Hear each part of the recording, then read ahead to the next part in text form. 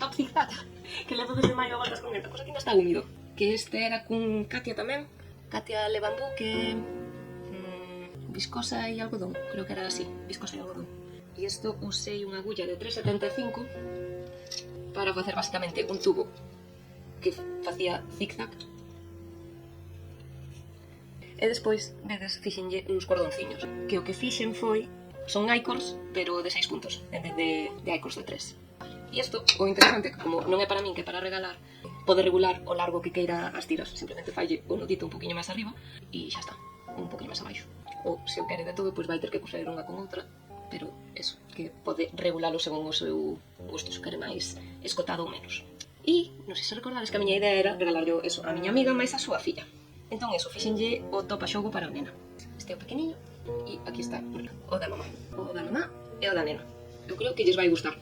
E tamén con 3,75 este fixenlle. Estos eran 190 e algo de puntos, con 22 puntos entre os lugares nos que tiña que facer aumentos e disminucións, aí había 22 puntos. E aquí entre os aumentos e as disminucións había, creo que era así, para ter unha circunferencia dun de 60, máis ou menos. E como isto, ao final, fixen icor por abaixo e icor por arriba, isto é super fácil de rematar, porque simplemente deixas o fío por dentro do icor e xa non tes moito problema.